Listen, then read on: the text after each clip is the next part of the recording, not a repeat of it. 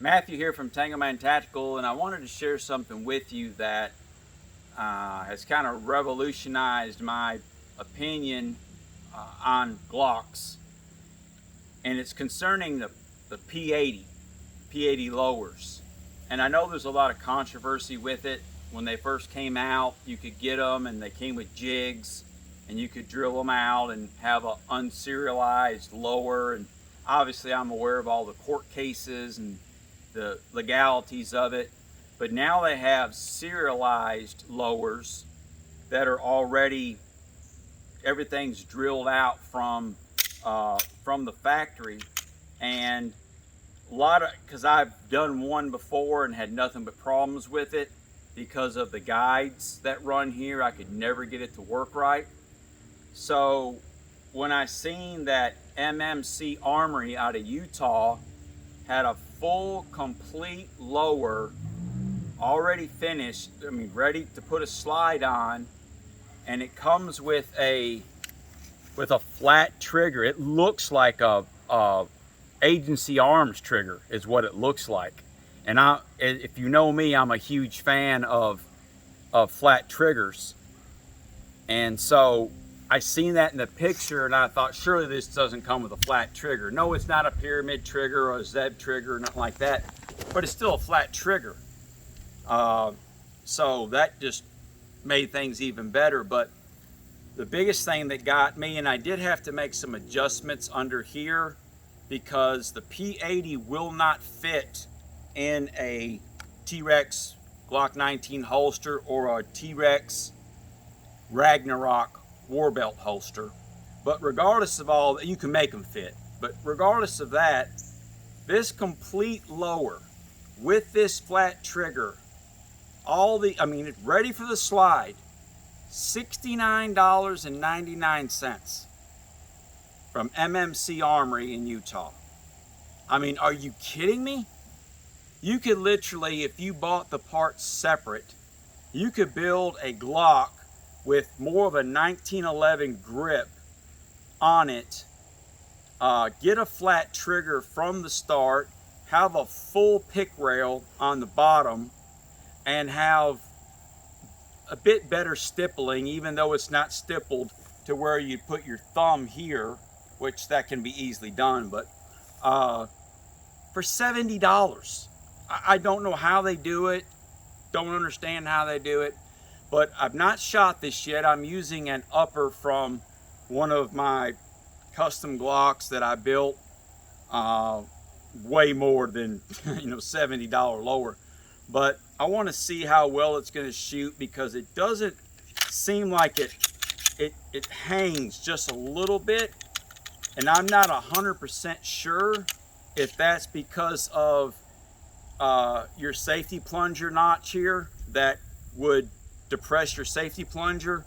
It has a pretty sharp angle on it, and I've compared that to my pyramid trigger, the safety plunger disconnect, and also just a standard Glock safety plunger disconnect, and I don't really see a whole lot of difference, although now I am noticing a pretty good edge right there. But if you get the titanium nitrided safety plunger from Glock store for, I don't know, 20 bucks, it's completely rounded and it doesn't have edges on it, which, yes, it can defeat the 3-part safety system on a Glock, but it makes the racking a lot smoother, makes the trigger smoother. But we're gonna fire a couple shots. These are the first shots, so I don't really know what to expect, but we're just gonna fire it into a pile there, and I'm not suppressed yet. Hopefully, my wife, for my anniversary, because I've changed my anniversary present about 1 billion times, I wanted to get a SIG Mod X suppressor, and they're like 800, I think, but it's modular, so you can run 1 baffle, or you can run 8 or 6 or 8, whatever the one is. So that's what I'm really interested in. But these are the first shots. I'm just looking for functionality. I'm not looking for speed or anything of that nature. So we got our ears on. I don't have my eyes with me, but we'll be all right. So don't freak out because I don't have eyes on. But we're gonna fire. All right, we're there, and I'm gonna fire just right down into here.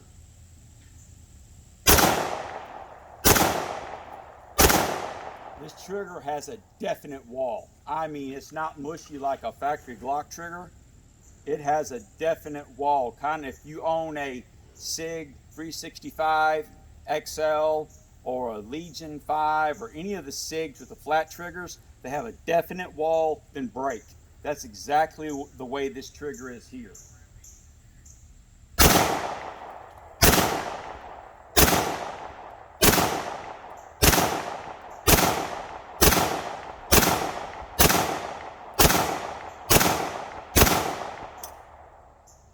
And see, it didn't lock back because I got problems out of this enhanced slide catch, and I'll have to figure out why it's not doing that. But we're going to run another magazine. Actually, we're going to run 3 magazines through it, get some wear on it. Maybe it'll break in, maybe it won't. But yeah, so here we go again.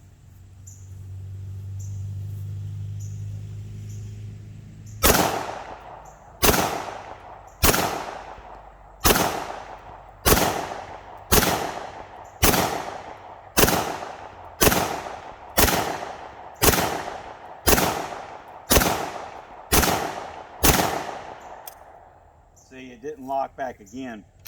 So I'm definitely going to have to address that. One more magazine, and then we'll get a little bit more of a close-up on it again. By the way, these are ETS mags. I like them just because of the fact that you can always see your round count. I know you can on a factory Glock as well, but you got to look through those holes, and I'm too lazy to look through those holes. So here we go, last mag, and then we'll get a close-up a little bit more on some of the features of it. See, there's the wall right there. Wall, wall.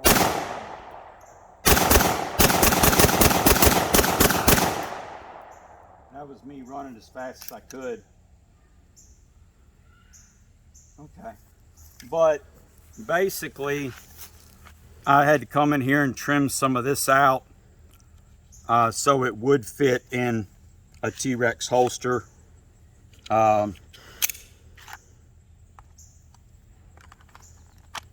See, it will fit in there. But yeah, I mean, it's, other than me figuring out what's going on with this slide thing here, if you'll notice it, that is hot. It goes up and down pretty well, but it still feels a bit, see, sometimes it'll hang like right there. See how it hangs? So I don't know what's going on with that, but I'll get that figured out. But that was 45 rounds. I mean, I'm sorry, not 45 rounds. Yeah, 15 times 3, that was 45 rounds. As far as shooting, it shot great, shot fine. It just didn't hold back. And the trigger, no, it's not a pyramid trigger. All right, what's going on here?